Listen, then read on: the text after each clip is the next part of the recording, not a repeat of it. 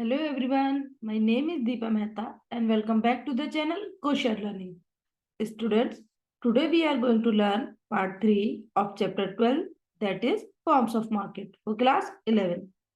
Before this, we studied in part 1 the concept of market and detailed concept related to perfect competition. After that, in part 2, we studied detailed concept of monopoly and monopolistic competition. Now, in part 3, we are going to learn concept of oligopoly market. This is the last concept actually in this chapter. So let's move to the chapter. अभी तक हमने क्या पढ़ा part 1 में? हमने part 1 में पढ़ा perfect competition का डिटेल्ड कॉन्सेप्ट. पार्ट 2 में हमने पढ़ा है मोनोपोली एंड मोनोपोलिस्टिक कंपटीशन का डिटेल्ड कॉन्सेप्ट. अभी हमें क्या पढ़ना है? फॉर्म्स ऑफ मार्केट के बारे में, सॉरी, फॉर्म्स ऑफ मार्केट का third part, that is oligopoly के बारे में. समझते हैं कि ओलिगोपोली मार्केट क्या होती है. देखो, काफी इंटरेस्टिंग सा टॉपिक है ये. Oligopoly, it is a form of market in which there are a few big firms. क्या बोला इसने? ये एक ऐसा मार्केट फॉर्म होता है जहां पे क्या होते हैं, कुछ बिग फर्म्स होती हैं. क्या होती है? बिग फर्म्स होती है. बिग फर्म्स का मतलब क्या हुआ कि जहां पे जो फर्म है, जो प्रोड्यूसर हैं या जो लोग बिजनेस कर रहे हैं, वो क्या है, मतलब साइज के हिसाब से वो बहुत बड़े होते हैं. ठीक है, जैसे कि मान लो हमारे यहाँ पे रिलायंस है, हमारे यहाँ पे टाटा है, ये क्या है, बिग फर्म्स है. तो इसने क्या बोला कि ये क्या होते हैं, बिग फर्म्स होती है. क्या होती है? बिग फर्म्स होती है. And a large number of buyer of a commodity. क्या इसने बोला कि लार्ज नंबर ऑफ बायर क्या होते हैं, कमोडिटी के होते हैं. कहने का मतलब ये हुआ कि जैसे मान लो हमारे यहाँ पे जो टाटा सॉल्ट है उसे बनाता कौन है? जो टाटा सॉल्ट है इसे बनाता कौन है? इसे बनाती है टाटा कंपनी. ठीक है, अब बनाने वाली टाटा कंपनी है और खरीदने वाले इतने सारे लोग हैं ना. तो इसीलिए इसने क्या बोला, ये एक ऐसा मार्केट का फॉर्म होता है जहां पे क्या होती है, कुछ बड़ी फर्म्स होती हैं और लार्ज नंबर ऑफ बायर्स होते हैं कमोडिटी के. आगे इसने बोला कि हर एक फर्म का अपना एक सिग्निफिकेंट शेयर होता है. सिग्निफिकेंट शेयर मतलब कौन से शेयर की बात कर रहा है? ये मार्केट शेयर की बात कर रहे हैं. क्या बात कर रहे हैं? मार्केट शेयर की. अब इनका सिग्निफिकेंट कैसे हुआ? इनका सिग्निफिकेंट इसलिए होता है क्योंकि मार्केट का जितना भी हिस्सा होता है, ये कुछ मेजर फर्म ही क्या करती है, कैप्चर कर लेती है. जैसे मान लो कि हमारे यहाँ पे बेसिकली मान लो कि कार बनाने वाली 4 कंपनी है. तो हम ये मान के चलते हैं कि हमारे जो चार कंपनी है, इन्होंने क्या करा, 100% शेयर को ऑक्यूपाई करके रखा हुआ है. इसके बाद इसने क्या बोला कि price and output decision of one firm significantly impacts the price and output decision of the rival firms in the market. क्योंकि अगर मान लो कि सपोज करो हमने बोला कि मार्केट में सिर्फ 4 फर्म है, ठीक है, जो कि कार बना रही है. अब उनमें से अगर बाई चांस एक कंपनी क्या करती है, अपने कार के प्राइस को नीचे करती है, तो बाकी सारी जो फर्म्स है उनको भी इसका क्या आएगा, इम्पैक्ट आएगा. ठीक है, क्योंकि उनको पता है कि अगर एक कंपनी कार के प्राइस को नीचे करे तो बाय डिफॉल्ट इनको भी क्या करना पड़ेगा, नीचे करना पड़ेगा. ठीक है, या फिर कोई भी इनको डिसीजन मेकिंग तो करना पड़ेगा. Accordingly there is a high degree of interdependence. क्या बोला इसने? इसने बोला क्योंकि एक का प्राइस दूसरे को क्या कर रहा है, डायरेक्टली इंपेक्ट कर रहा है, तो इसलिए इसने क्या बोला कि इसमें क्या होती है, हाई इंटरडिपेंडेंस होती है. क्या होती है? हाई इंटरडिपेंडेंस होती है. फिर इसने बोला कि among the competing firms price and output policy of one firm depends on the price and output policy of others. ठीक है, वेरी ऑब्वियस. इसने बोला कि एक का प्राइस क्या होने वाला है, एक का प्रोडक्शन क्या होने वाला है, ये दूसरे को क्या करता है, डायरेक्टली इम्पेक्ट करता है. ठीक है, क्योंकि यहाँ पे क्या है, कुछ ही फर्म्स है एंड जो बायर होता है उसको क्या होती है, यहाँ की कंप्लीट नॉलेज होती है बेसिकली. तो वो क्या करता है कि अगर एक कंपनी अपने प्राइस को नीचे लाती है, ठीक है, और दूसरी कंपनी सेम क्वालिटी का प्रोडक्ट अगर आपको हायर रेट पे बेचती है, तो वो उस फर्म के लिए क्या है, थोड़ा खतरे का साइन हो जाता है. तो उसको क्या करना पड़ता है, अपना प्राइस नीचे लेके आना पड़ता है. ठीक है, तो this type of competition is called cut throat competition. इसने बोला इस तरीके की कंपटीशन को क्या बोलते हैं, कट थ्रोट कंपटीशन बोलते हैं. कट थ्रोट कंपटीशन का मतलब क्या हो गया? इसका मतलब ये हो गया कि यहाँ पे प्राइस को घटाना या बढ़ाने का मतलब होता है कि आपकी डिमांड में भी चेंज आ जाना. ठीक है, और वो भी आपके खुद के प्राइस की वजह से नहीं, दूसरे के प्राइस की वजह से, मतलब आपकी जो राइवल फर्म्स है, आपके जो कॉम्पिटिटर है, उनकी वजह से. ठीक है, तो ओलिगोपोली को अगर हम थोड़े शब्दों में समझे तो हम क्या समझते हैं कि यहाँ पे कुछ ही बड़ी फर्म होती है लेकिन लार्ज नंबर ऑफ बायर होते हैं. हर एक फर्म का मार्केट में कैसे शेयर होता है, सिग्निफिकेंट शेयर होता है. कैसे शेयर होता है? सिग्निफिकेंट शेयर होता है. इसके बाद इसने बोला जो प्राइस एंड आउटपुट डिसीजन है राइवल फर्म के, मतलब आपके नहीं, आपके जो कॉम्पिटिटर है उनके भी डिसीजन मेकिंग आपको क्या करेगी, अफेक्ट करेगी. आगे इसने बोला कि यहाँ पे क्या होता है, हाई डिग्री की इंटरडिपेंडेंस होती है. क्या होती है? हाई डिग्री की इंटरडिपेंडेंस होती है, मतलब एक फर्म दूसरी फर्म के ऊपर हाईली डिपेंडेंट होती है किस चीज को लेके, प्राइस एंड आउटपुट पॉलिसी को लेके। आगे इसने बोला क्योंकि यहाँ पे इंटरडिपेंडेंस बहुत ज्यादा है, तो यहाँ पे कंपटीशन भी कैसा है, कट थ्रोट कंपटीशन है। कट थ्रोट का मतलब कि ह्यूज ह्यूज कंपटीशन है यहाँ पे, ठीक है। या आई होप ओलिगोपोली का मतलब समझ में आया होगा। अभी समझते हैं एग्जांपल के थ्रू। कहते हैं there are only few car producers in the Indian auto market, जैसे कि टोयोटा हो गया, फोर्ड हो गया, जीएम हो गया, ऑडी हो गया, बीएमडब्ल्यू हो गया, वॉक्सवैगन हो गया, are some well known brands, each one is capturing a significant share of the auto market. ठीक है, आई होप तुम लोग इन सारी ब्रांड्स को ही जानते होंगे। सारी ब्रांड्स को हम लोग क्यों जानते हैं, क्योंकि थोड़ी कार मेकिंग कंपनी है, तो सब एक दूसरे को क्या, सॉरी, बेसिकली हमारे जो कंज्यूमर होते हैं उसको क्या होती है, मार्केट की पूरी नॉलेज होती है। Each one is capturing a significant share. कैसा शेयर, सिग्निफिकेंट। सिग्निफिकेंट का मतलब होता है सफिशिएंट अमाउंट ऑफ शेयर को ये क्या करते हैं, कैप्चर करते हैं। Price and output decision of each producer impact the price and output decision of other producer. क्या इसने बोला, इसने बोला जो एक प्रोड्यूसर का प्राइस एंड आउटपुट डिसीजन होता है वो दूसरे के प्राइस एंड आउटपुट डिसीजन को क्या करता है, डायरेक्टली इम्पैक्ट करता है। आई होप चीजें समझ में आ रही होंगी। अगर हम फीचर की बात करें तो फीचर जो हमने डेफिनेशन में पढ़े ऑलमोस्ट वही हो जाते हैं हमारे। तो इसने क्या बोला कि सबसे पहले small number of big forms होती है। स्मॉल नंबर का मतलब हो गया संख्या में कम है लेकिन साइज में बड़ी है, ठीक है। तो some small number of big firms, a few firms but large in size. Firm भले भले क्या है, थोड़ी है लेकिन लार्ज इन साइज है। डोमिनेट करती है मार्केट को फॉर अ कमोडिटी। क्या करती है, मार्केट को डोमिनेट करती है। Each firm commands a significant share of market. हर एक फर्म क्या करती है, कमांड करती है सिग्निफिकेंट शेयर मार्केट का। It enjoys partial control. Partial control क्यों होता है, क्योंकि आपके जो कॉम्पिटिटर होते हैं उनका भी तो बेसिकली कंट्रोल है ना मार्केट पे। तो इनका क्या होता है, पार्शियल कंट्रोल होता है over the price through brand loyalty. इसका मतलब क्या हुआ, इसका मतलब ये हुआ कि सपोज करो दो कार मेकिंग कंपनी है, एक कंपनी है ए और एक कंपनी कौन सी है, बी। अब कार ए जो कार बनाती है और बी जो कार बनाती है, बेसिकली इनकी क्या है, क्वालिटी मोर और लेस सेम है। अगर कार ए सॉरी कंपनी ए अपने कार के प्राइस को क्या करती है, 1 लाख कम कर देती है, तो क्या बी के ऊपर कोई इम्पैक्ट आएगा, बिल्कुल आएगा। बी को भी क्या करने पड़ेंगे, अब अपने प्राइस एंड आउटपुट पॉलिसी को थोड़ा चेंज करना पड़ेगा। तो इसने बोला कि आपका जो कंट्रोल है ना वो कितना पार्शियल है। देखो बी ने कुछ भी नहीं करा, फिर भी इसको क्या करना पड़ा, अपनी डिसीजन मेकिंग को, अपनी प्राइसिंग पॉलिसी को चेंज करना पड़ रहा है। क्यों, due to change in the pricing and output policy of firm है, ठीक है। तो इसने बोला इसीलिए हम क्या करते हैं, यहाँ पे जो बड़ी फर्म्स होती हैं वो क्या सा कंट्रोल इंजॉय करती है, partial control over price through brand loyalty. Brand loyalty achieve through heavy advertisement. क्या इसने बोला कि जो ब्रांड लॉयल्टी होती है उसे हैवी एडवर्टीजमेंट के थ्रू अचीव किया जा सकता है। Full control over price is not possible as there are competitor in the market. इसने बोला कि पूरे कंट्रोल को आप अपने हाथ में नहीं ले सकते हो। क्यों, क्योंकि आपके कॉम्पिटिटर जो है वो भी क्या करते हैं, सिग्निफिकेंट शेयर को क्या कर रहे हैं, ऑक्यूपाई कर रहे हैं, जिसकी वजह से उनकी जो सिग्निफिकेंट शेयर ऑक्यूपाई करने की वजह से क्या होता है, कुछ कंट्रोल उनके हाथों में भी चला जाता है। ठीक है, समझ में आया पहला, small number of big firms. अब हम आगे समझते हैं कि एंट्री बैरियर्स क्या होते हैं। देखो there are various barrier to the entry of new firms.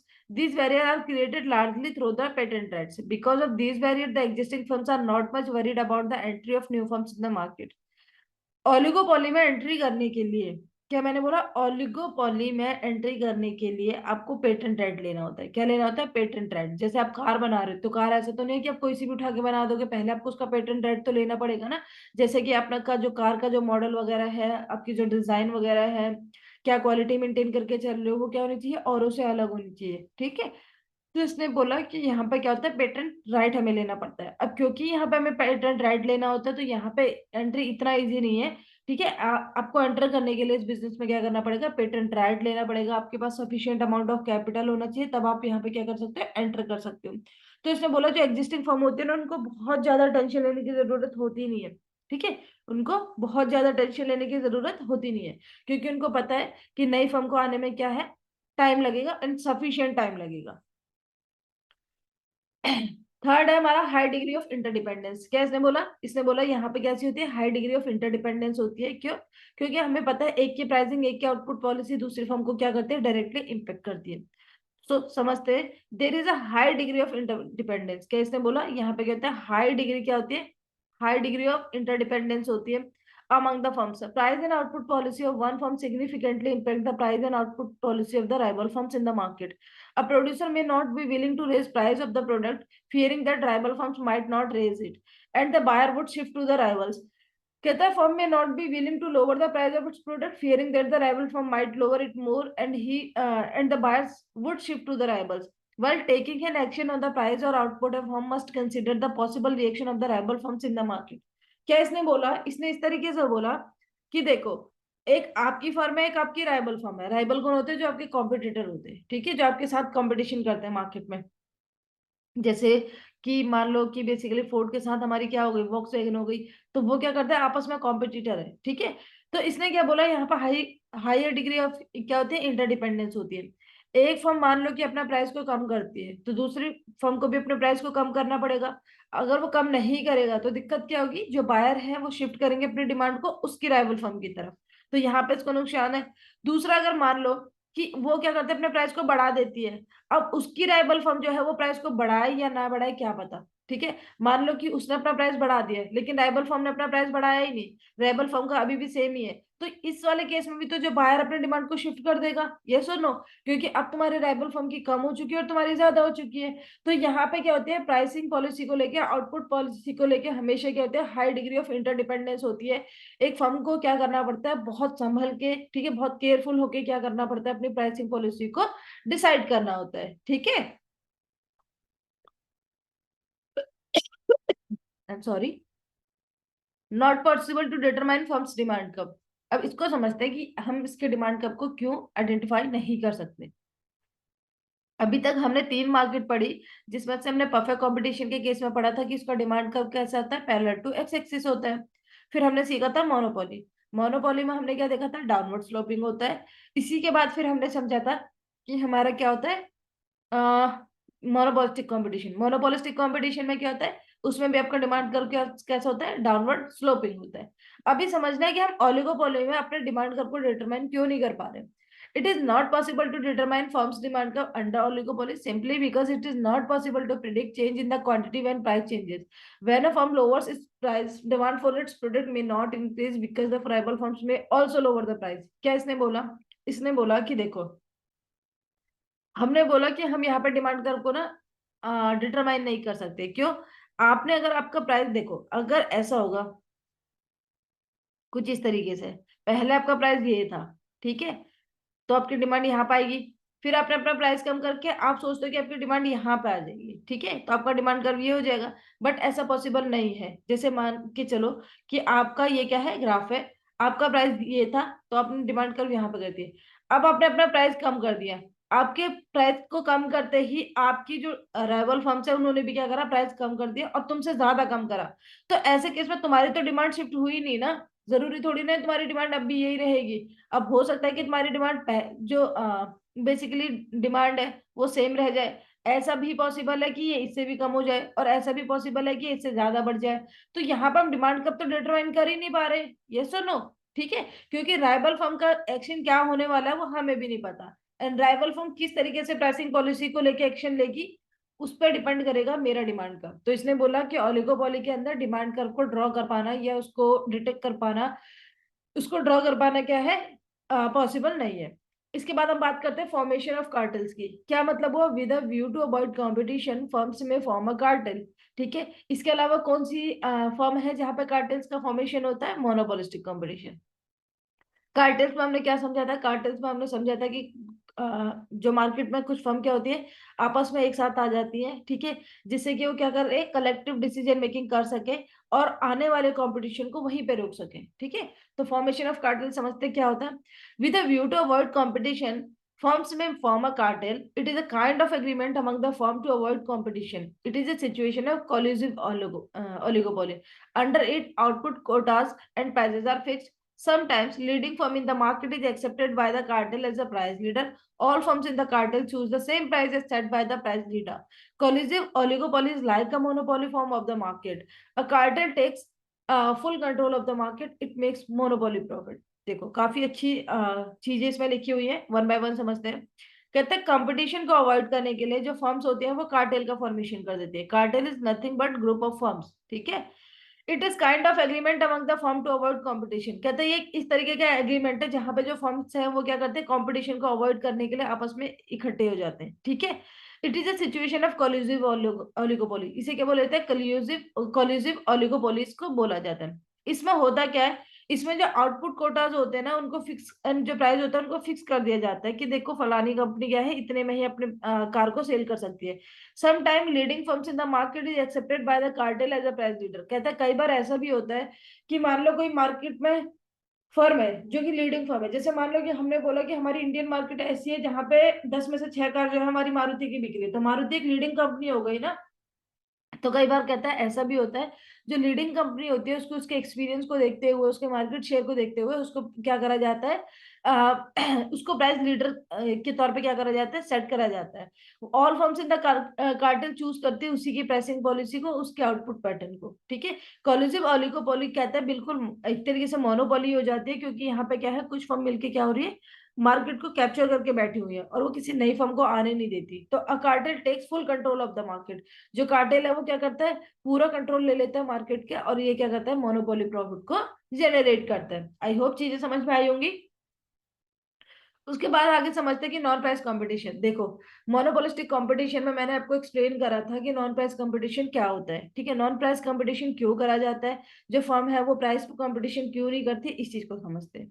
देखो, मार्केट में अगर फर्म आपस में ही प्राइस में कंपटीशन करेगी ना, तो दिक्कत क्या हो जाएगा कि लॉस किसका होगा, जो फर्म्स है उन्हीं का होगा, ठीक है। एक फर्म अपना प्राइस कम कर रही है तो दूसरी भी कर रही है, फिर उसके बाद फर्स्ट फर्म ने फिर और नीचे ले आई, सेकंड वाली और नीचे लेके आ गई, फिर फर्स्ट वाली और नीचे लेके आई। तो इसमें दिक्कत क्या हो रहा है कि कंज्यूमर को तो बेनिफिट हो रहे हैं, ठीक है, उसको तो कोई प्रॉब्लम नहीं क्योंकि उसको कम ही पे करना पड़ रहा है, लेकिन फर्म्स को यहाँ पे क्या करना पड़ता है, नुकसान बियर करना पड़ता है। इसीलिए वो कभी भी क्या करते हैं, प्राइस के ऊपर कंपटीशन ना करके क्वालिटी के ऊपर क्या करते हैं, कंपटीशन करते हैं। Under oligopoly firms tend to avoid price competition. इसने क्या बोला कि ओलिगोपोली के अंदर जो फर्म्स होती हैं वो अवॉइड करते हैं प्राइस कंपटीशन को। प्राइस कंपटीशन का मतलब कि वो प्राइस के ऊपर बीट करना पसंद नहीं करती, क्योंकि इसमें उन्हीं को लॉस उठाना पड़ता है। Instead they focus on non price competition. वो क्या करते हैं, नॉन प्राइस कंपटीशन के ऊपर फोकस करते हैं। एग्जाम्पल के लिए, in India both Coke and Pepsi sell their product at the same price, ठीक है। ये क्या करते हैं, सेम प्राइस पे ही क्या करते हैं, एक तरीके से सेल करे। But in order to increase it share of the market each firm adopts a policy of aggressive non price competition. कहता है लेकिन देखो, दोनों की टेस्ट में मोर और लेस सेम ही होता है, ठीक है, प्राइसिंग भी सेम ही है, ठीक है, क्वांटिटी भी उनकी सेम है।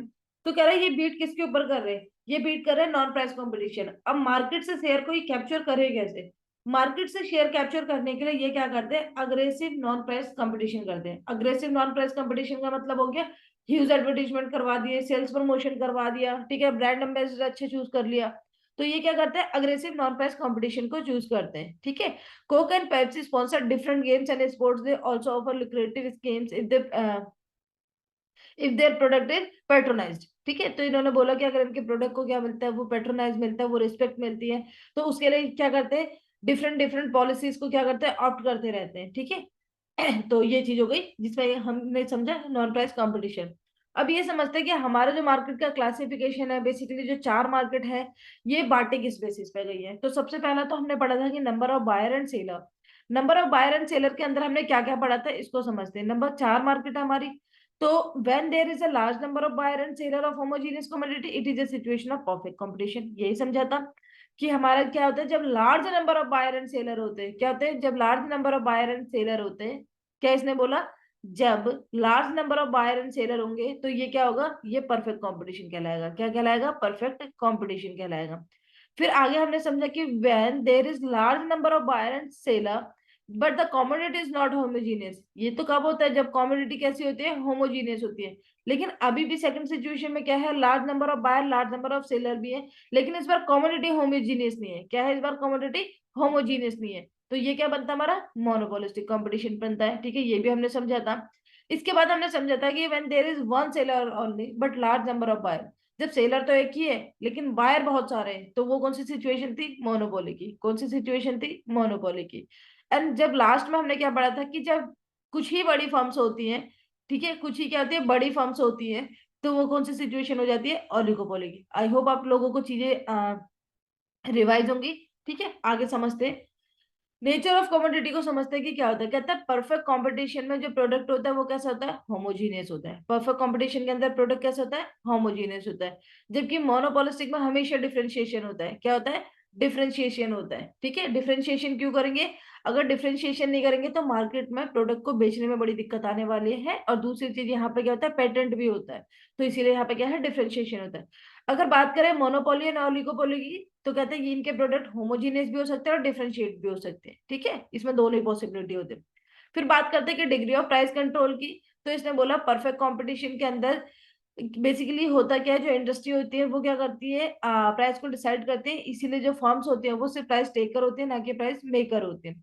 जबकि इसकी दूसरी तरफ बात करी जाए तो मोनोपोली जो होती है उसके अंदर पूरा कंट्रोल होता है प्राइस के ऊपर। क्या होता है, पूरा कंट्रोल होता है किसके ऊपर, प्राइस के ऊपर। ठीक है, मोनोपोलिस्टिक कंपटीशन में क्या होता है, कहते हैं इसका पार्शियल कंट्रोल होता है। क्यों पार्शियल कंट्रोल होता है, हमने ये चीज समझा था कि पार्शियल कंट्रोल इसलिए होता है क्योंकि इनके जो कॉम्पिटिटर होते हैं वो किस तरीके से बिहेव करते हैं ये भी मैटर करते हैं।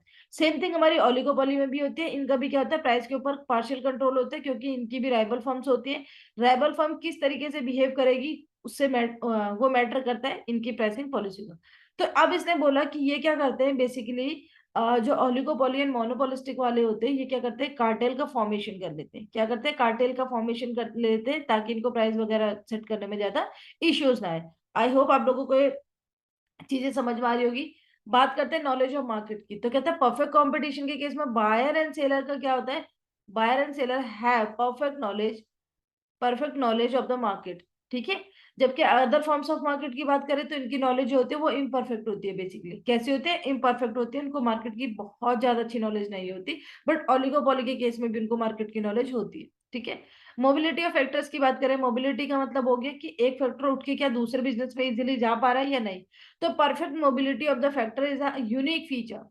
परफेक्ट मोबिलिटी एक ऐसा फीचर है जो सिर्फ परफेक्ट कंपटीशन के अंदर दिख समझ में आता है। जैसे मान लो कि अगर मेरा बिजनेस एप्पल सेल करने का है और आज मुझे एप्पल समझ में नहीं आ रहा कि नहीं यार मेरे को प्रॉफिटेबल बिजनेस नहीं लगते, तो ठीक है कल से हम अनियन सेल कर सकते हैं। तो यहाँ पे क्या है, मोबिलिटी है। लेकिन बाकी की सारी मार्केट में मोबिलिटी नहीं होती। क्यों इसमें मोबिलिटी नहीं होती, तो इसके पीछे कई सारे कारण है, जैसे कि हो गया स्किल्स।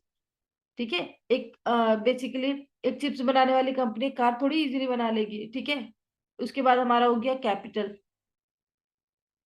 ठीक है, इसके बाद वही नॉलेज एक्सपीरियंस, ये सारी की सारी चीजें क्या है इसमें आ जाती हैं।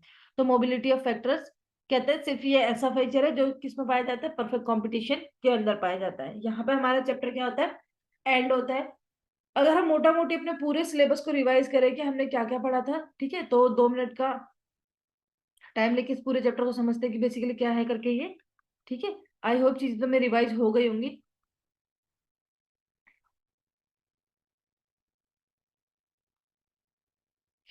चलो, यहाँ से हमारा पूरा चैप्टर था, वन बाय वन समझते हुए चलते हैं। 2 मिनट का रिवीजन है। कॉन्सेप्ट ऑफ मार्केट की अगर बात करें तो मार्केट कहता है कि जो एक आप लोगों को समझ में आता है और जो इकोनॉमिक्स के बच्चों को समझ में आता है, मतलब एक जो जनरल पब्लिक को समझ में आता है और एक जो इकोनॉमिक्स के स्टूडेंट को समझ में आता है, उसमें डिफरेंस होता है। ठीक है, हमें नॉर्मली लगता है कि एक ज्योग्राफिकल एरिया जहाँ पे क्या करते हैं सामान बेचा जाता है वो मार्केट होती है, लेकिन इकोनॉमिक्स में ये मार्केट नहीं है। इकोनॉमिक्स के हिसाब से जहाँ पे बायर एंड सेलर आके अपने क्या करते हैं, मॉनेटरी ट्रांजेक्शन को सेटल डाउन करते हैं, वो क्या कहलाती है, मार्केट कहलाती है। ठीक है, उसे क्या बोलते हैं, मार्केट बोलते हैं। इसके बाद हमने फॉर्म्स ऑफ मार्केट की बात करी थी। अगर मार्केट स्ट्रक्चर की बात करें तो 4 तरीके की मार्केट होती है, perfect competition, monopolistic competition, oligopoly, monopoly. फिर हमने समझा था कि परफेक्ट कंपटीशन एक ऐसा फॉर्म होता है मार्केट का जहाँ पे large number of buyer and seller के करते हैं, होमोजेनियस कमोडिटी को सेल करते हैं। यहाँ पे जो प्राइस होता है वो डिसाइड करा जाता है इंडस्ट्री के द्वारा। फीचर की अगर हम बात करें तो हमने यहाँ पे देखा था large number of form and seller होती है, sorry large number of forms and seller है, लार्ज नंबर ऑफ बायर होते हैं। यहाँ पे होमोजेनियस प्रोडक्ट मतलब एक ही जैसा प्रोडक्ट बेचे जाते हैं, इसीलिए इनको एडवर्टीजमेंट वगैरह पे बहुत ज्यादा खर्चा नहीं करना पड़ता, इवन करना ही नहीं पड़ता बेसिकली। परफेक्ट नॉलेज होती है मार्केट की। ठीक है, बायर को एंड सेलर को, क्योंकि large number of seller large number of buyer है, तो जो कस्टमर होता है, जो कंज्यूमर होता है या बायर होता है, उसको क्या होती है, परफेक्ट नॉलेज होती है। इसमें किसी भी तरीके की एक्स्ट्रा ट्रांसपोर्टेशन कॉस्ट को नहीं बेसिकली इनकर करना पड़ता। परफेक्ट मोबिलिटी होती है, अगर आज मेरा मन एप्पल सेल करने का नहीं करा तो मैं जाके कल को अनियन सेल कर सकती हूँ। बेसिकली जो मूवमेंट होता है वो किसके ऊपर डिपेंड करता है कि आपको मार्केट से प्रॉफिट कितना आप जनरेट कर पा रहे हो। ठीक है, उसके बाद हमने देखा कि यहाँ पे एंट्री एंड एग्जिट क्या होती है, बिल्कुल फ्री होती है। आपका जब मन करे आप एंटर कर सकते हो, जब आपका मन करे आप छोड़ के जा सकते हो। हमने बात करी फिर यहाँ पे इंडिपेंडेंट डिसीजन मेकिंग होती है, फ्रीडम फ्रॉम द चेक्स होती है। मतलब यहाँ पे कोई एक ऐसा नहीं है कि अगर मैंने सपोज करूँ कि यहाँ पे 20 एप्पल सेल करने वाले हैं, एक ने अपने प्राइस बढ़ा दी तो बाकी सबको फर्क पड़ेगा नहीं, बाकियों को कोई फर्क नहीं पड़ने वाला, ठीक है। ये चीज समझी थी। फिर इसके 3 विटल कंक्लूजन में हमने समझा था कि जो फर्म होती है वो प्राइस टेकर होती है, ना कि प्राइस मेकर होती है, ठीक है। फिर इसके बाद हमने क्या समझा था कि इसका जो डिमांड कर्व होता है वो कैसा होता है, परफेक्टली इलास्टिक होता है, पैरेलल टू एक्स एक्सिस होता है। थर्ड में हमने पढ़ा था कि जो फर्म होती है ना परफेक्ट कंपटीशन के अंदर, वो लॉन्ग रन में जाके सिर्फ नॉर्मल प्रॉफिट कमा पाती है। हालांकि हमने इसकी 3 कंडीशन समझी थी कि बेसिकली क्या होता है एबनॉर्मल प्रॉफिट, नॉर्मल प्रॉफिट, इसके बाद सब नॉर्मल प्रॉफिट, ये सारी की सारी चीजें हमने क्या करी थी, वन बाय वन एक्सप्लेन करी थी यहाँ पे, ठीक है।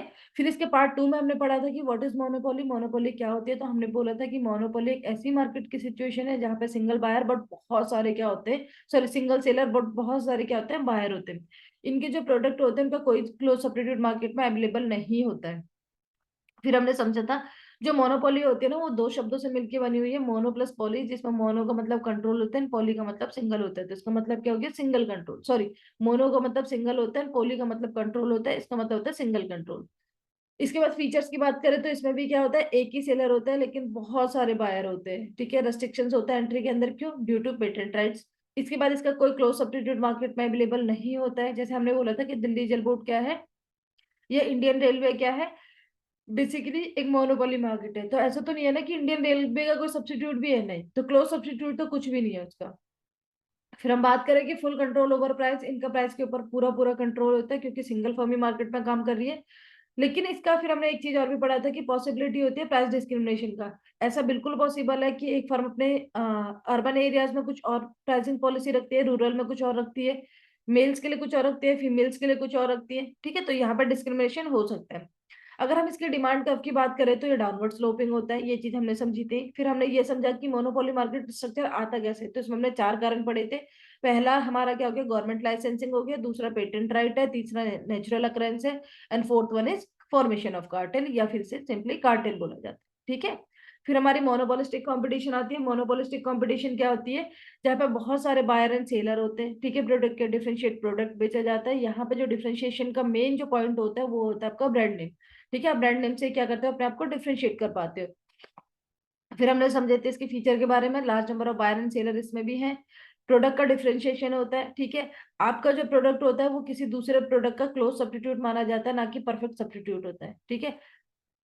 यहाँ तक हमने समझा था। फिर हमने समझा कि इसमें सेलिंग कॉस्ट, क्योंकि यहाँ पे आपके जो प्रोडक्ट का डिफरेंशिएशन आपको करना होता है ब्रांड के थ्रू, तो ब्रांड को कंज्यूमर तक पहुंचाने के लिए हमें क्या करना पड़ता है, एडवर्टीजमेंट पे ह्यूज एक्सपेंस करना पड़ता है। फ्रीडम होती है एंट्री ने एग्जिट की, लेकिन इतनी ज्यादा फ्रीडम नहीं होती जितना हम एक्सपेक्ट करते हैं, क्योंकि यहाँ पे आपका जो प्रोडक्ट होता है बेसिकली उसको क्या करवाना पड़ता है, उसके लिए आपको पेटेंट राइट लेना पड़ता है। नॉन प्राइस कंपटीशन होता है, क्या होता है, नॉन प्राइस कंपटीशन होता है। नॉन प्राइस कंपटीशन क्या हो गया, कि आपका जो कंपटीशन होगा वो प्राइस के ऊपर नहीं करा जाएगा, ठीक है। फिर लैक ऑफ परफेक्ट मोबिलिटी होती है, क्या समझा, कि परफेक्ट मोबिलिटी की कमी होती है, क्यों, क्योंकि आपको स्किल चाहिए एक फॉर्म से सॉरी एक बिजनेस से या एक फॉर्म ऑफ मार्केट से दूसरी फॉर्म में ट्रांसफर होने के लिए। तो यहाँ पे क्या होती है कि लैक ऑफ परफेक्ट मोबिलिटी होती है, and lack of perfect knowledge भी होती है। बहुत सारे सेलर क्या करते हैं, अपने प्रोडक्ट को सेल करते हैं, तो समटाइम जो कंज्यूमर हो जाता है, कंज्यूमर होता है वो क्या होता है, कंफ्यूज भी हो जाता है। अगर हम डिमांड कर्व की बात करें तो ये भी कैसा होता है, डाउनवर्ड स्लोपिंग होता है, ठीक है। फिर अभी क्या हमने लेक्चर में पढ़ा था कि ओलिगोपोली क्या होती है। ओलिगोपोली एक ऐसी मार्केट स्ट्रक्चर है जहाँ पे क्या होती है, कुछ बड़ी फर्म्स होती है लेकिन स्मॉल इन नंबर्स होती है। हर एक फर्म क्या करते हैं, मार्केट से सिग्निफिकेंट शेयर को कैप्चर करती है, लेकिन इनके हाई डिग्री ऑफ इंटरडिपेंडेंस होती है, एंड कट थ्रोट कॉम्पिटिशन होता है, ठीक है।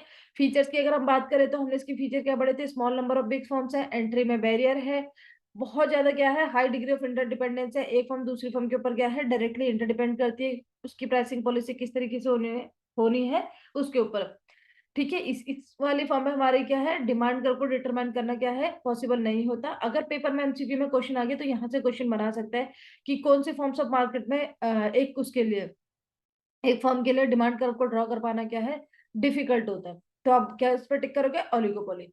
फॉर्मेशन ऑफ कार्टेल होता है, कार्टेल्स होता है, कंपटीशन को वर्क करने के लिए जो फर्म्स होते हैं, जो मेजर फर्म्स होते हैं वो क्या करते हैं, कार्टेल का फॉर्मेशन कर लेते हैं। फिर हमने देखा था कि नॉन प्राइस कंपटीशन होता है। इसके बाद बेसिस ऑफ मार्केट की बात करें तो नंबर ऑफ बायर दोनों क्या होते हैं, एंड सेलर क्या होते हैं इसमें, sorry, basis of market classification की बात करें तो हमने वन बाय वन समझा था कि परफेक्ट कंपटीशन में कितने होते हैं, मोनोपोली मोनोपोलिस्टिक में सब में कितने कितने होते हैं, फिर nature of competitor, degree of price control, knowledge of market, mobility of factor, ये कुछ कारण थे जिसके बेसिस पर हम क्या करते हैं, बेसिकली डिफ्रेंशिएट कर पाते हैं। ठीक है, आई होप आप लोगों को यहाँ तक चीजें समझ में आई होंगी, आपको पूरे चैप्टर को समझने में, पूरे चैप्टर को रिवाइज करने में कोई दिक्कत नहीं हुई होगी। अगर स्टिल आपको किसी भी तरीके का कोई कंफ्यूजन लगता है, आपको ये लगता है कि मेरे को इस कॉन्सेप्ट में अभी भी क्लियरिटी नहीं है, तो आप प्लीज कमेंट सेक्शन के थ्रू बता देना। ठीक है, एंड इन एनी केस अगर आपको ये नोट्स चाहिए हो पीडीएफ फॉर्मेट में, तो आप उसके लिए भी क्या कर सकते हैं, कमेंट सेक्शन में हमें बता सकते हो। Thank you so much, bye bye.